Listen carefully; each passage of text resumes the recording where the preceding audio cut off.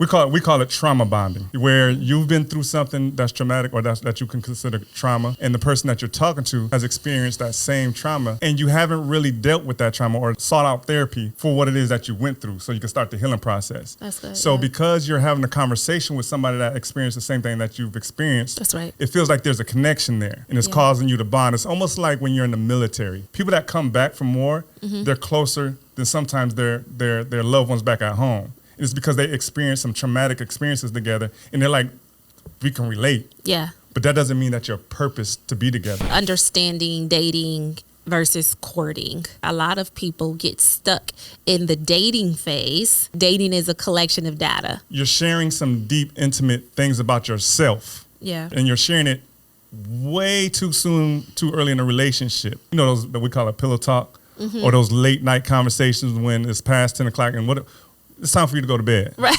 You gotta go to work. We've opened up about our lives or whatever, what may have you. And then prematurely we jump into a sexual situation. We've, shared emotionally. Sometimes we've trauma bonded, or we found ourselves into a sexual situation.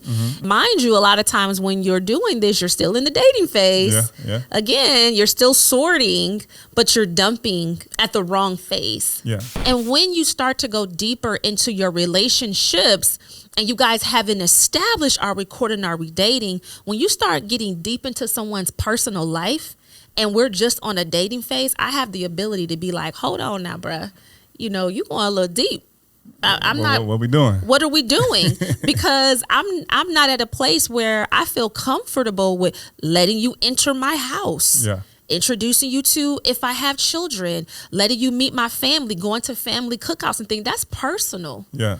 And if I'm just dating you, then you know what I mean? I'm sorting. I'm still collecting data, And so I think it's important to understand that courting is intentional. Yeah.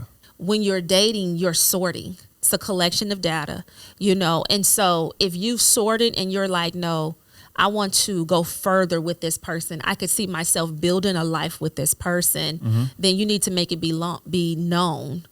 And not let someone linger in trying to figure it out. And 9 times out of 10, the man is the one that should initiate that. Most women are the one that's left not knowing what the relationship is. That's right. Or where is this relationship going? I feel like he's the one, but he's not, making that effort to seal the deal. Right. And the reason why that is, most women are afraid to have those conversations, those tough conversations. They're afraid that they're going to push the man away. Right. That's true. So that's what we're going to discuss later on. How do you enter into the courting phase? And what does that look like exactly? The difference between dating and courting. Okay. So dating is emotion-led, while courting is vision-led. That's right. Kind of like what we mentioned a bit earlier on is you see something, you want it. Everything in you, your emotions is just like, oh, okay, I want to talk to this person. I want to know more about this person.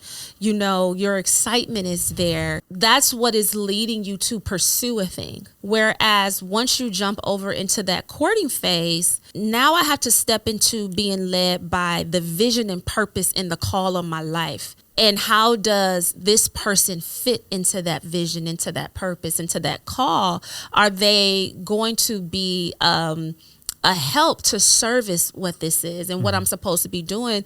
Or have I gotten a pretty distraction?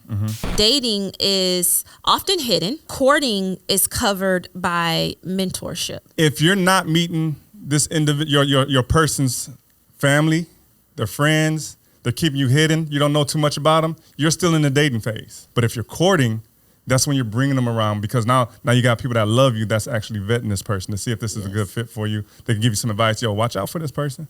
When you have somebody, a mentor, somebody that you look up to that you really see, yo, they got it.